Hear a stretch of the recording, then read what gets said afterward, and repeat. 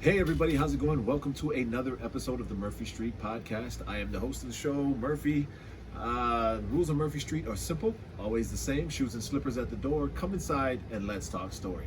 As you can tell, I am by myself this evening. So, having said that, I will dispense with the pleasantries and get straight to some of the things that we wanted to talk about, because therein lies a lot of the meat of what we are here to discuss. So, the first thing that I wanted to talk about are themed restaurants. Now, if you've ever been to Japan, themed restaurants are kind of a thing, and I heard about it, and so I explored the idea of them, and I even tried one. I went to a horror themed one because it was the coolest looking thing I'd ever seen. I know they also have like a robot one, and I can't tell you of what other ones that they have. I know they have like an owl sanctuary where you can eat. So when it comes to themed restaurants, Japan obviously is the place to go for those things. And Japan is where we go for this first talking point, because Japan has just opened a Power Rangers restaurant in Tokyo. And so it's interesting, because I was wondering if I should save this for the topical chat when we actually get the Power Ranger on next week. We'll be shooting our Power Ranger episode for the Murphy Street Collector. The Murphy Street Collector, of course, is the show that spun off from this podcast that airs on K-High every Saturday at 5:30 p.m. before the simulcast news, the KHON simulcast news. So make sure that you guys are paying attention to that. But this came up, and I had to say, like, I was intrigued because of the fact that it was a themed restaurant in Japan. This is where I know themed restaurants to live. Again, I went to a horror themed restaurant. Don't ask me why you would want to do that. No, actually, you probably know why you'd want to do that, because it's actually really cool. But don't ask me who would think, oh, let me make this horror environment for people to come and enjoy a fantastic 3 to 5 course meal. I'll say this, I had some drinks out of a syringe. I had some eyeballs in my dinner. It was everything that you would hope a horror filled dinner should include, and more. Getting to the table was an adventure. While you were eating, it was kind of an asylum type deal. So while you were eating, the alarm went off, and the wardens or whatever would come around and lock your cage, and then the escaped criminals would come by and bang on it. And so it was really a crazy experience. I don't know if that's necessarily the one that you would want to do, but when you're in Japan, like, everything turns up. So they did that, and I thought it was cool. So to hear that they have a Power Rangers restaurant is really interesting. The story here actually talks more about the history of Power Rangers themselves, and so that I will absolutely save for the episode in which we get Kai, or for the topical conversation when we have Kai Moya, the Blue Ranger from Dino Fury, on. But other than that, I will say that food-wise, it says that food-wise, the main attraction in the restaurant's curry selection, or is the restaurant's curry selection that's themed on different generations of Power Rangers. I don't know what that means. So you have like Power Rangers Turbo Pasta, I guess. I don't know. I don't know how we would say that. But fans also get one of 45 placemats at random, and are gifted one of 46 different collectible magnets when dining in. Now, again, this is in Japan. Japanese people dig these little trinkets, so magnets being collected, I can totally see that taking off over there and being a hit. In America, I don't know if I can say that much. But again, well, and I don't think I said this, I'm sorry, but this article comes from hypebeast.com. So if you guys want to check it out, I'll also go ahead and put the link in the Instagram post here. So if you guys want to go ahead and check the link out, there's a YouTube video actually by, who was this? He had an interesting name, so I don't want to mess it up. Check out the footage by My Digi above, and make sure to mark this one down for your next trip to Tokyo. Guys, first of all, once they open up again, I would love to go to Tokyo. Japan was lit, but oh man, I did just say lit. I feel like that's a very dated term, right? But anyway, thinking about this got me to asking, well, if Power Rangers can have a restaurant, what other television franchises could potentially have some as well? And so I started to think. He-Man came up, and then of course, you know, you have Clawful, the guy with the claws, the lobster claws. So you'd be like, I don't know, you have the Clawful falafel. We have Cringer's chowder, because you know Cringer is always so nervous, so maybe he eventually just throws up. And you have some cringer chowder, Orko's Oreos dessert. I don't know. I mean, who knows? But I'm just saying that's the themed one for me personally, and one that kind of rivals or maybe even mimics He-Man would be Thundercats. I would be interested to see like if they had like a Panthro pizza or I don't know, like a Snarf toast. I don't know, but hopefully those things come out. Now, because Power Rangers are kind of a bigger one, I then started to expand my thinking and wonder if, well, obviously Star Wars, you don't have to worry about that. You can go to Galaxy's Edge, which are at both Disneyland and Disney World theme parks, and have that dining experience there. But Marvel, Marvel could sure have a cool themed restaurant. Execution on those things would be really interesting as far as coming up with something to keep the fans slash dining guests engaged in both their dinner and the excitement of the moment. Hey Kaifa, how's it going? We are talking about themed restaurants in Japan because the Power Rangers just opened up a themed restaurant in Japan. So yeah, I would think that Marvel would probably be one of the better ones that isn't already taken. And you guys, if I'm behind the times on this and Marvel already has one out somewhere, maybe even in America, then by all means let me know. But I think that we're still good. I haven't heard of one. I would like to think that I would have known. But yeah, so again, if you guys want to check out themed restaurants, no place better than Japan for certain. They have a and the thing about the robot one is it's robot burlesque, if I can just say so. Okay, I know it's a family show, but I think it's okay to say burlesque on there. But it's robot burlesque, and again, the one that I highly recommend, and I want to say it was in Shinjuku or maybe even Harajuku, someplace like that. Maybe it was Shinjuku, but one of those places had the horror themed restaurant, and it was fantastic. Yes, that's right. So Kaifa says, I went to a Gundam themed restaurant in Japan and it was pretty cool. The one cool thing about Japan is that they go YOLO. They go full throttle on any of their passions. So anything that they do decide to implement or execute, you can always bet that. Well, and I mean, that's the one thing that makes Japanese culture so great is what they put their effort towards. It's guaranteed that they give you everything. So they normally come up with some amazing stuff. Much like their figures, if we're keeping count, the difference between, I don't know, SH Figure Arts and Hasbro. But again, I will put this article in the Instagram account and even on the YouTube when I post it. I know I need to post these podcasts on YouTube, and I haven't. I said that I would just post it in its entirety, and I always get caught trying to edit them. But I'm going to put them on, I promise, guys. It's coming.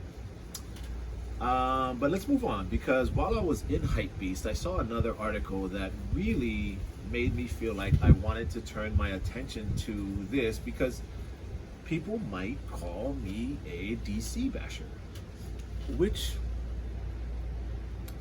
I don't know if I would say I'm a basher per se.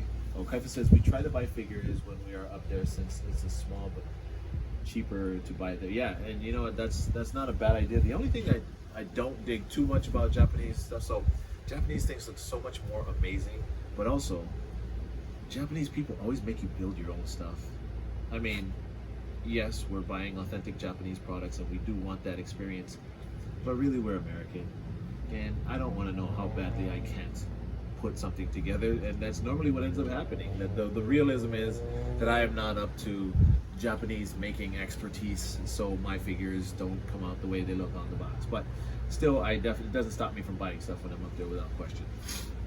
But anyway, Hypebeast.com again comes out with an episode that tells us, you guys, and get excited for this, because it's summertime, and I just got done submitting the fourth original episode for the Murphy Street Collector, in which I do a summertime rundown for collectors of movies that collectors would want to watch. And I guess I'll tangentialize a little bit away from this, so that in case you guys get the opportunity to, you guys watch it on K-High once again at 5:30 p.m. every Saturday. But the movies that I read the synopsises for and I give you feedback about are first F9. I will remind you that I haven't seen that, nor am I interested in seeing that. After that was Black Widow, Space Jam, then Jungle Cruise. Jungle Cruise I'm still psyched about. I've seen Black Widow and Space Jam. You guys can check some of the previous podcasts for my feedback on that. Jungle Cruise is one of my top 3 rides Every time I go to Disneyland, I always end the night with that. So you bet your sweet Disney bucks that I'm going to check that out. And then, oh, August has Suicide Squad. And it's funny because it's just called Suicide Squad. It's not Suicide Squad 2 or anything like that. So it's Suicide Squad again. It's the one directed by James Gunn. And then also another one that kind of popped up on my radar, and it was teased with the Deadpool and Korg YouTube short where they kind of reviewed the trailer for it, which was really cool. But also, I was kind of disappointed that Korg wasn't the actual voice actor of Korg, and you can really tell the difference. But it's a movie called Free Guy, which is a video game based movie, and it's such an out of the box idea. I love it. It's hard to create these new shows or something with a new idea. Yes, the premise of it will always kind of be the same as far as the execution and the conflict and all those character arcs and whatnot. But the fact that we have like just a new idea, I've never heard of a game in which a NPC or a non-playing character realizes his own existence and tries to take control of it. So very much looking forward to that. Hey, how's it going, Star? Kaifa says, literally only went to F9 for the 4DX experience. Jungle Cruise was entertaining. That is great to hear, because I do say in my I guess my feedback for the Jungle Cruise that I'm really excited to see it, mainly because The Rock's in it. I'd like to see, how's this, you guys? My favorite part of the Jungle Cruise is the skippers and the fact that The Rock plays it. I'm hoping that they give him, or they equip him, and please let me know if they do, Kaifa, if they equip him with some of the Jungle Cruise lines. I'm guessing they do, because that is the whole draw of that attraction. Still waiting for feedback on that. Hey, how's it going, Jose? All right, so Suicide Squad gets a rare 100% by Rotten Tomatoes. Now, I'm going to read you guys pretty much verbatim what is in the article, because I think it's fantastic stuff. And again, I think it's dope that we're excited for some DC stuff, because they're finally putting out something worth watching. So, receiving a rare 100% opening score by over 45 critics on Rotten Tomatoes, the film has been praised not only for the acting, but for the proper use of Suicide Squad humor. I gotta admit, you guys, I wasn't like a huge comic book Suicide Squad guy, but I was familiar with the characters. I knew the fact that they were anti-heroes, or they were villains, or reformed villains, or whatnot. But yeah, so resulting in a highly entertaining film that leagues above the 2016 version. In comparison, the previous highest ranked superhero movie was 2018 Spider-Man Into the Spider-Verse at 97%. You guys, just to let you guys know, Spider-Man Into the Spider-Verse was the, hey Peggy, how's it going? Spider-Man Into the Spider-Verse was the animated one, which, if I can be completely honest, Miles Morales might be my favorite Spider-Man. But also, he was voiced by, I can't remember the cast name, but he played Shaolin Fantastic on the Get Down, and that's like one of my favorite characters of all time. Kaifa says they have the puns in there, not the exact ones from the ride, but there are puns. Okay, all right, I'll give that a try. Sup, Peggy? But okay. Now, this part is what I think is really dope. So, comicbook.com's writer Jenna Anderson's take on the film reads, there are so many things about the Suicide Squad that are revolutionary, from the extraordinary ensemble cast to the compelling and downright absurd story.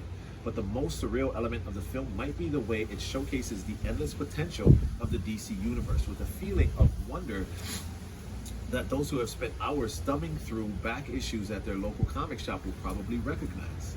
The Suicide Squad not only raises the bar for just how much a superhero movie can accomplish in one sitting, but it proves that the weird and oft-forgotten comic characters are superstars deserving of your attention.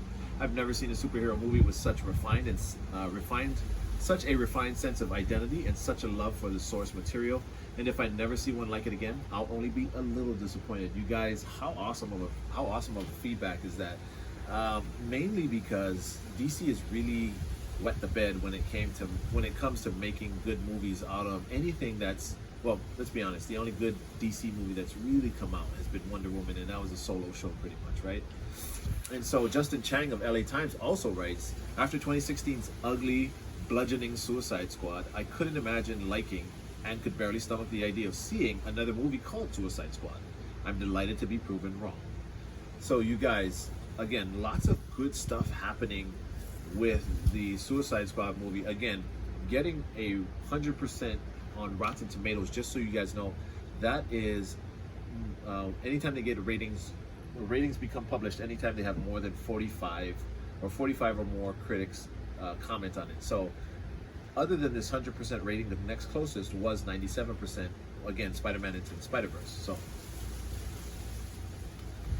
a couple questions that came to my mind. Why with this ensemble cast were they able to make the magic happen and not with the previous? Are we saying that James Gunn is greater than David Ayer? And I mean, David Ayer has done some things such as, was it Tax Collector, I think, most recently. A couple cop movies. I know he did that one on Netflix with Will Smith and the Alien as like cop partners. What else did he do? I think he did Birds of Prey as well. So just some interesting titles, some that, you know, did well, some that didn't. He also did Training Day, so as you can tell, he's very like police oriented, police focused. I'm guessing he has some kind of background in it. But James Gunn, once I heard he came onto the project, I became very, very optimistic. I became hopeful that it would be as good as you would hope a James Gunn show would be, and apparently it is. So now the next question for me, because especially with Batmans, there's so many Batmans. With Supermans, there's so many Supermans. Especially coming up, we may have as many as 3 Supermans acknowledged alive in along timelines at the same time, you guys. So that's crazy. But does this prove that Margot Robbie's Harley Quinn, who was in Suicide Squad, Birds of Prey, and now again Suicide Squad, is the anointed and accepted main version? Like, she's that version. Anytime you think of Harley Quinn, are we saying that it's Margot Robbie's one? Are we saying that? And I think we'd be completely comfortable if we did. She's killed it as an actress. She's absolutely done some amazing things. She's gone above and beyond, and has really asserted herself and inserted herself into that role. So do I think Margot Robbie is the gold standard when it comes to Harley Quinn? I think when they body double her a couple times, yeah, absolutely. But other than that, her acting and her attitude definitely warrants her being anointed the queen of the Margot, or of the Harley Quinn looks. But here's another question, you guys. So with this 100%, does that now prove, or does that say that Idris Elba is a better action adventure star than Will Smith? Are we saying that, you guys? Will Smith's Suicide Squad was just in 2016, so 5 years ago. It's rested 5 years. Idris Elba comes to this movie much older than, or at least much older looking than Will Smith was when he went to the Suicide Squad back in 2016, David Ayers. So are we saying that Idris Elba is the better of the two when it comes to action adventure movies? Idris Elba, who's played Heimdall in Thor and all of the MCU stuff, who's been the villain on one of the Fast and Furious. Oh, Calvin and Hobbes. That's what he was a villain of. Idris Elba, who was making a very strong petition to be the first black 007. Are we saying that he's better than Will Smith, who, by the way, has an amazing looking King Richard movie coming out, you guys? If you guys haven't been familiar with it, King Richard is a story about Venus and Serena Williams, and looks amazing. But you know, that's a dramatic performance and not necessarily action adventure. So very interesting to see how that goes. But here's the last question. The last one before I transition to the next point, or the next topic. Does this put pressure on Marvel to get the Thunderbolts going? You guys, first of all, I only know Kaifa and I think Star is still on here, probably Jose. But do you guys know who the Thunderbolts are? I'm sure you've probably heard of them by now. Kaifa, because she's part of the Nerds of the Square table gang, I'm sure she's heard of them. But do you guys know who the Thunderbolts are? Because the Thunderbolts are pretty dope. They're a pretty dope group of people, and I wonder if this movie, starting to garner the acclaim that it's starting to get, is now going to put any pressure on assembling this team any faster, or is Kevin Feige, and the Marvel Cinematic Universe just good on their golden Thanos type throne, and just unbothered, unscathed, unaffected by anything that the DC universe does? I want to know what you guys think about that. I truly, I would I would have to say that because Marvel has already planted the seeds, so to speak, for the Thunderbolts. I think whatever process that they have in their mind, you guys, and it is, we'll talk about this, but it is mind-blowing how they are planting the seeds for the Thunderbolts.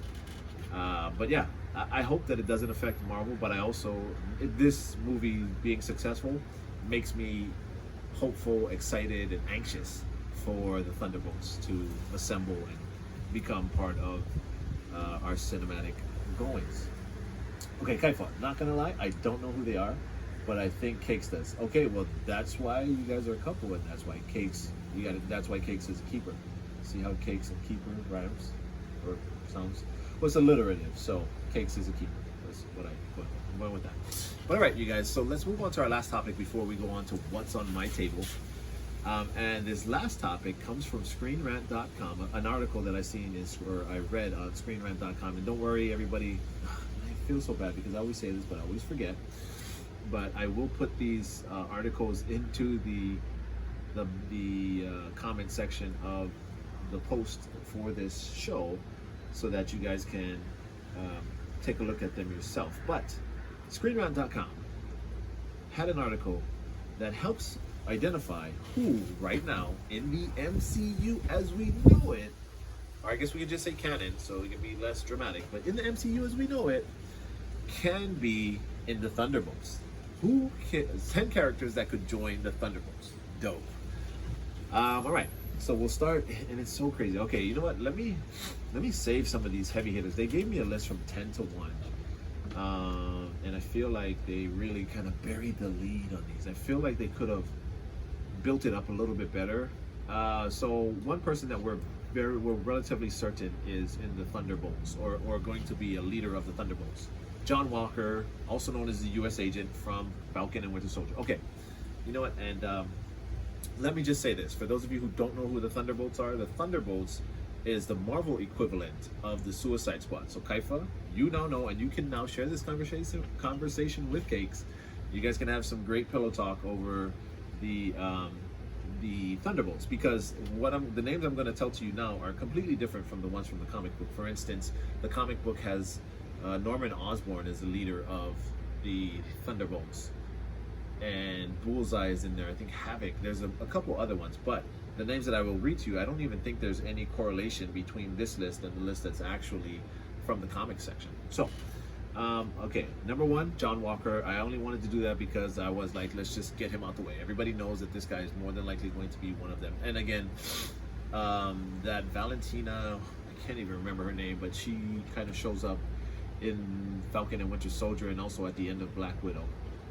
She will be, if you will, the herald of these team members. So where you see her, whoever she's talking to, approaching, trying to convince or maybe persuade them to come on, or just be a part of whatever organization she's trying to get together. The Marvel heads have kind of guessed that they are trying to assemble a Thunderbolt. So that's who the Thunderbolts are. All right, it's the Suicide Squad, but from Marvel. So we just talked about John Walker, the U.S. agent, being the first one. The next one, again, this is the cut scene or the post-credit scene in Black Widow. Yelena Belova, the Black Widow's sister. She was also approached by Valentina. Like I said, one of those, anytime that you see her talking to someone, that person is more than likely going to be on the squad. So very interested to see that relationship. I feel like John Walker and Yelena Belova would be great on-screen chemistry. That's just me. Very much looking forward to that. But this is where we can start to get go a little more off the grid. Let's talk about Justin Hammer. Justin Hammer was the guy who tried to get Tony Stark to give the Iron Man suit over to the United States government. He was the guy who he also played in. I like him best in Galaxy Quest, but I also like him in The Green Mile. I can't remember Justin Hammer's name. Let me see if I can pull him up here. Justin Hammer's real name is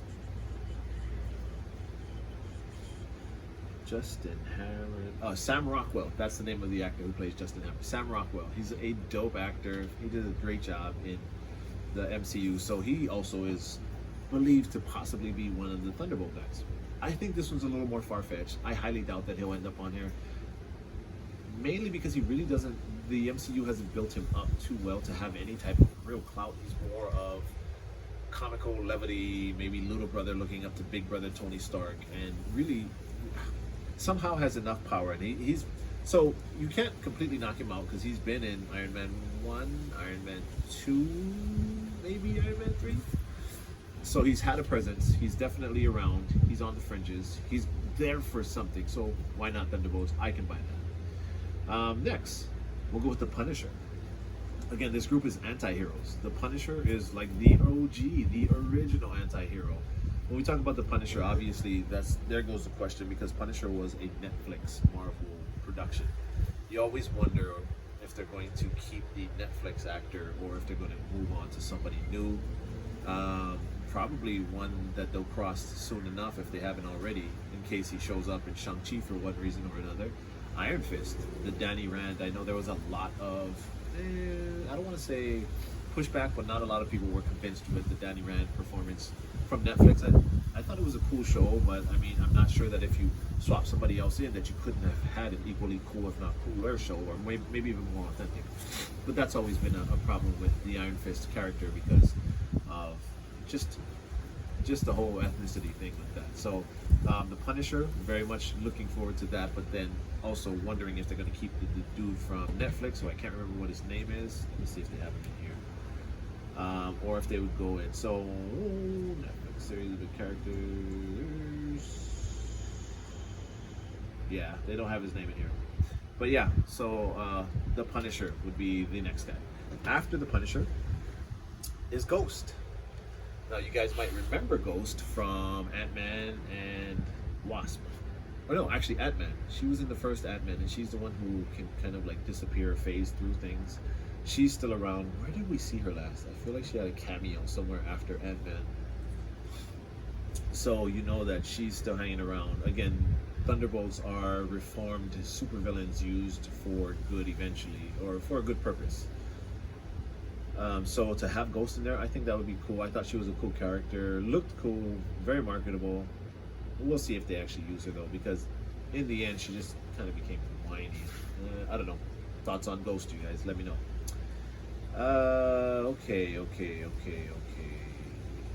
Now we're gonna start to get into like the really, really good parts, and so I'll give you guys the least of the really, really good parts. Taskmaster. Taskmaster was in Black Widow, and so she also did not die. Black Widow took mercy on her, and the sisters came and took her with them because she was the daughter of the guy, and it was such, oh sorry, spoiler alert, in case you guys haven't. Hey Gavin, how's it going, brother? In case you guys haven't watched Black Widow again, Taskmaster was a girl, and yeah, and if I'm already spoiling it for you, it's not my fault. It's been out for a couple weeks. It's on Disney Plus and in the movies, so you should have watched it, man, especially if you're watching this show. But Taskmaster is another one that could possibly be on Thunderbolts. I love the look of Taskmaster. I love the way they executed her. I mean, it's really tough to make a character interesting that only copies her opponent's moves, but they did a good job, and it was a great movie. And it was great execution within the movie. The movie itself leaves something to be desired. But after Taskmaster, we'll call out Baron Zemo. Baron Zemo from the MCU, from Disney Plus, is another one that can be on, or is more than likely going to be part of the Thunderbolts. Easy one, especially once he was taken into custody. It was easy to see them just kind of setting up for that. It'll probably make for a great storytelling where the team has to break him out of Wakanda or something like that in order for him to become part of the team. So Baron Zemo could potentially be one of the Thunderbolts as well. Very much. I thought that actor did a great job, by the way, in Falcon and Winter Soldier. I like the Baron Zemo character, so I'm hoping he makes it to the Thunderbolts. All right, how many more do we have left? We said John Marker, Yelena Belova, Justin Hammer. Oh, you guys, coming up from Shang-Chi, and we will get to see this. Case is hoping they do more with Taskmaster. See, and that's the thing as well, Kaifa. Although Taskmaster was a fantastic character, I really, really also wish that they had built her a little better. I mean, I thought it was a cool twist making her the daughter of, man, I can't remember that guy's name. I feel like such a dude, but yeah, she was such a great looking character. She had that Iron Man look, a little more futuristic, and the hood. Anytime you give a character a hood, I dig them. So I was really hoping for more as well. So me and Cakes are here on that one, Kaifa. Make sure you let them know that. But you guys, Shang-Chi's coming up in September, right? One of the images or one of the creatures that we see in the trailer, we are believing to be Abomination. I don't know if we ever got any confirmation on that from Kevin Feige or any of the people at Marvel Studios, but we think we see Abomination, which would be cool. So here's the other thing: is the Abomination that we think we see is the same looking Abomination that we saw in the crappy Hulk movie. So hopefully it's like that Abomination, but like better, with a better backstory. And obviously the backstory would come later, but Abomination is also one that could possibly be in the Thunderbolts. All right, you guys, so down to the last two. And I don't know which way to deliver it to you, but I will say this. They're both red. They are both red. So, all right. Okay, I'm going to go off personal preference. Personal preference. And Gavin, because you're a collector, I know you're going to dig this because I dig him mainly because Target dropped his exclusive figure and it was dope. I only bought one and I kind of want to, but then every time I get two, then I end up giving one away, like NYEE or something like that. But the character that I'm talking about is the Red Hulk. The Red Hulk, let's give you a little bit of reading on him. So in addition to launching the Thunderbolts initiative, General Ross is a member under the guise of the Red Hulk. If the MCU is using William Hurt's Ross to build toward a Thunderbolts team-up, then they're surely priming him to acquire his superpowers from the comic books. Effectively, Ross is the Nick Fury or Amanda Waller figure of the Thunderbolts. But the key difference between them is that Ross is actually on the team. You guys, I don't know if you guys remember General Ross, but he's kind of like the older Howley guy, kind of like distinguished look, distinguished with the mustache. I want to say he's the one that always gives him crap about the Sokovia Accords. I want to say that's who General Ross is, if I'm remembering him correctly. But he turns into the Red Hulk. Gavin, tell me you're not excited to see the Red Hulk on screen. Kaifa says we were able to snag the Red Hulk from Target too. Yeah, that's awesome, Kaifa. You know, and so I'll be honest.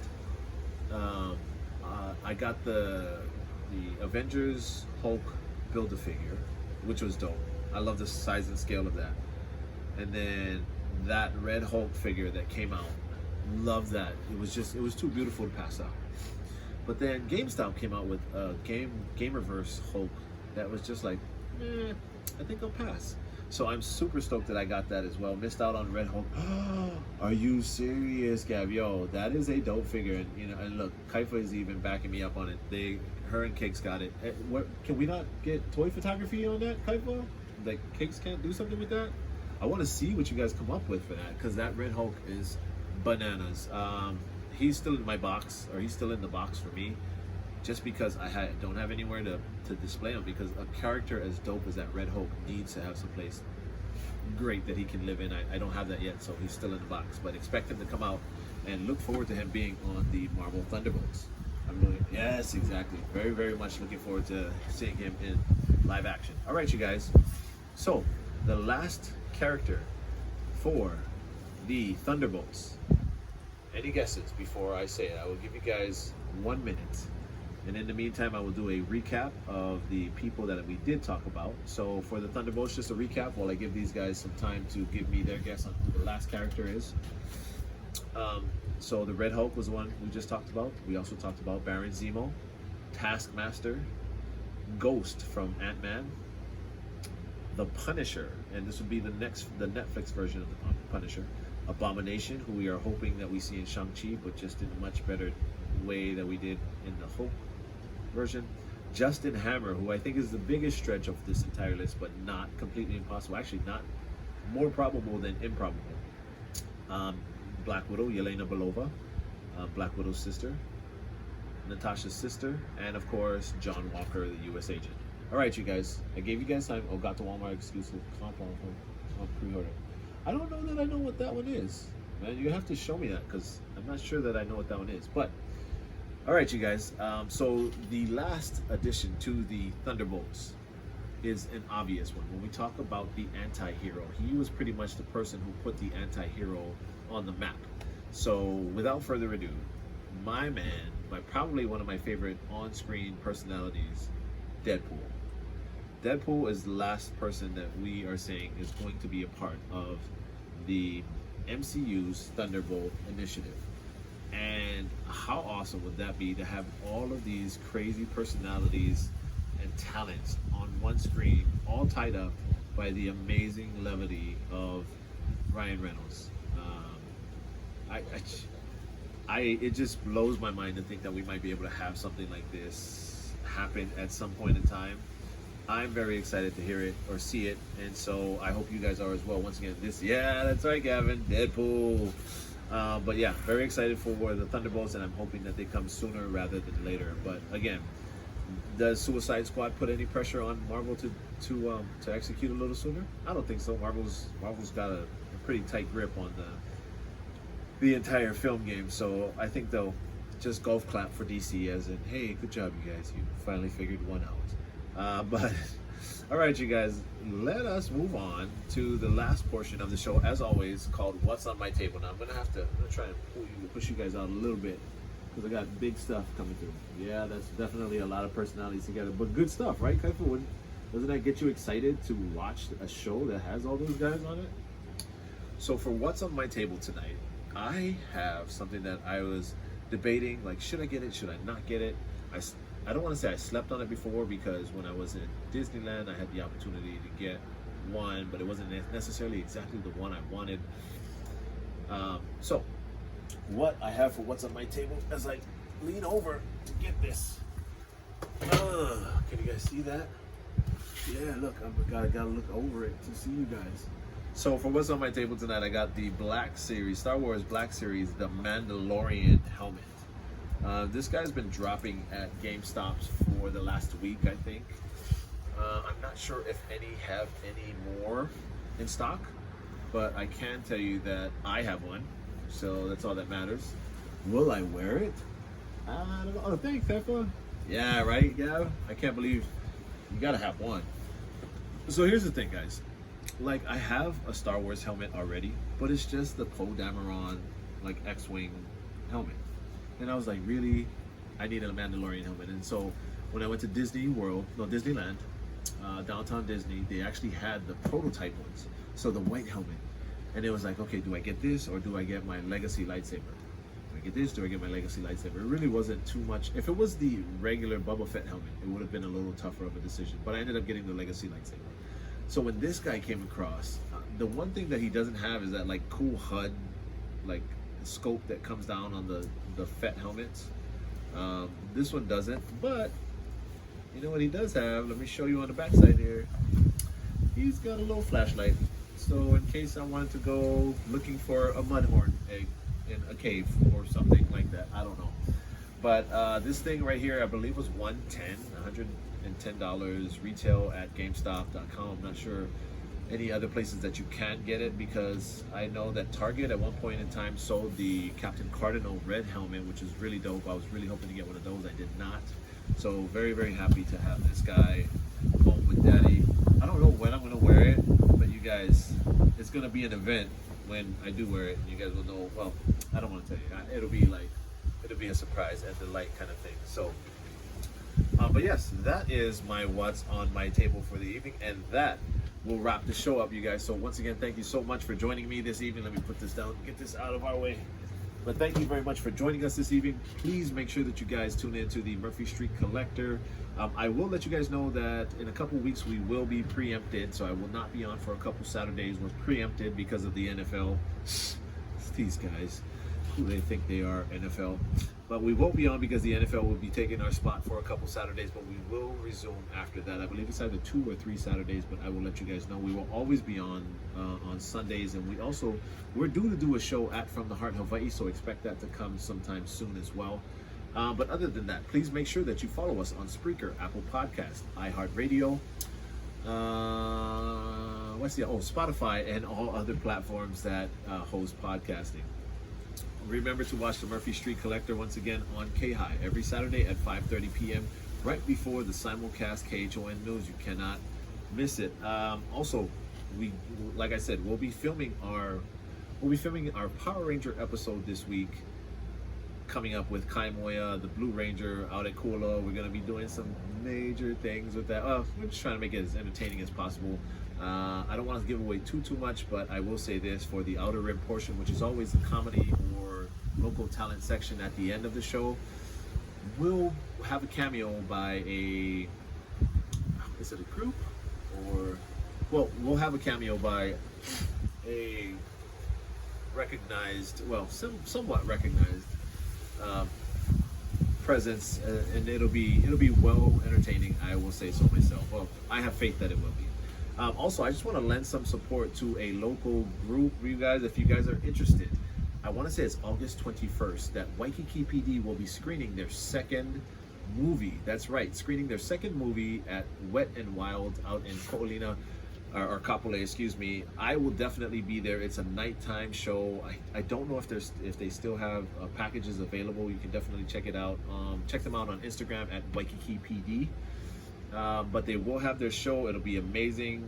I want to say that they have like a red carpet event. It's not going to be like, it's more like Waikiki PD is like Reno 911 for Hawaii. So honestly, I'm probably going to go in like a blazer and some like water type shorts or something like that, just because it's that kind of a crowd. It is a comedy type show, so if you guys are interested, it's a bunch of local people. Waikiki PD on Instagram. Check them out and support them because they're doing some great things. This is their second full movie, and I want to say that their last movie reached over 50,000 people during the pandemic, so they are funny. I like some of their stuff.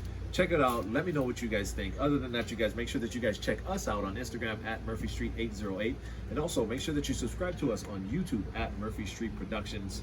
And until we see you guys next time, you guys, I just want to say one more time, thank you guys so much for being up this late with us and then joining us. And until I see you guys next time, don't forget your slippers.